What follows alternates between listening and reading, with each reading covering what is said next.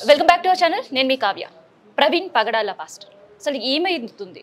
Repost mortem చేయాలని కొంతమంది, లేదు పోస్ట్ మార్టం సరిగానే చేసినామని కొంతమంది, అది యాక్సిడెంట్ అని కొంతమంది, అసలు మర్డర్ అని కొంతమంది. అసలు ప్రవీణ్ పగడాల ఇష్యూలో ప్రభుత్వం ఏ వైఖరి పాటిస్తుంది? అసలు నిజంగా ప్రభుత్వానికి ఆ ఇష్యూ పట్ల ఎంతవరకు శ్రద్ధ ఉంది? ఇట్లాంటి విషయాలన్నీ కూడా తెలుసుకుందాం. విత్ ప్రెజెంట్ మంత్రి కేపాల్ సార్ ఉన్నారు మాట్లాడు. సార్ నమస్తే.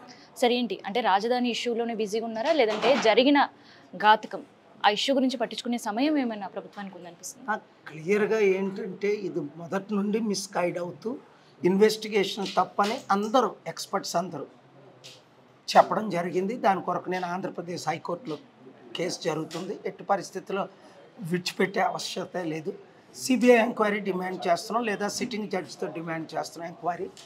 అసలు ఈరోజు ఒక పెద్ద అనౌన్స్మెంట్ చేయాలి. సడన్గా నాకు కాల్ వచ్చి అది కొంచెం 3 రోజుల తర్వాత అనౌన్స్మెంట్ చేస్తే బాగుంటుందని ఆడడం జరిగింది.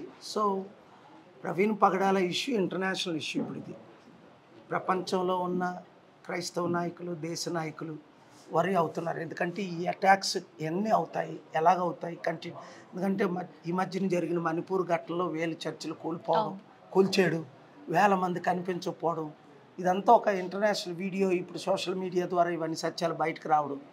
సో ప్రవీణ్ పగడాల కుటుంబానికే కాదు, కమ్యూనిటీకి న్యాయం జరిగే వరకు మన పోరాటం కంటిన్యూ అవుతుంది. కేపాల్గా మీరు ఏమంటున్నారు? ప్రవీణ్ పగడాలది నిజంగానే మర్డరా, లేదంటే యాక్సిడెంట్గా చిత్రీకరిస్తున్నారు? ఇప్పుడు జరుగుతున్న ఇప్పుడు వరకు మా ఇన్వెస్టిగేషన్లో అంతా తేలింది, ప్రజలు చెప్పింది అంతా. నాకైతే ఇది హత్యనే క్లియర్గా నేను నమ్ముతున్నాను. ఎందుకంటే జరిగినవన్నీ ఆ రుజువులతోనే చాలా ఇష్యూస్ ఎత్తుపడకూడదు. ఫ్రెండ్స్ చెప్పింది ఏంటి, అక్కడ జరిగిన సీసీటీవీ ఫుటేజ్ ఏంటి, చెప్పే ఇన్వెస్టిగేషన్ ఏంటి, ఇదంతా వెరీ క్లారిటీగా ఉన్నాను నేను ముందు నుంచి. ఇది హత్య అని అది కోర్టులో రుజువు చేయాలి. అయితే కమ్యూనిటీకి సంబంధించిన చాలా వాళ్ళు ఒక ప్రశ్న లేవనెత్తున్నారు. నిజంగా అది ప్రవీణ్ పగడాలనే అయ్యి ఉంటే మాస్క్ తీసి సేల్స్ కొనుక్కునేవాడు కదా, అసలు ఎక్కడ కనిపించినా ఆయన ఫేస్ క్లారిటీ లేదు సీసీ కెమెరాస్లో అని. నేను ముందు నుంచి క్లారిటీ చెప్తున్నాను. ఆ మోటార్ బైక్లో ఉన్నది ప్రవీణ్ పగడాల కాదు, వైన్ కొన్నది ప్రవీణ్ పగడాల కాదు, లేదా కొనేది మకుని చూపిద్దరు, తాగేది కూడా మకుని చూపిద్దరు.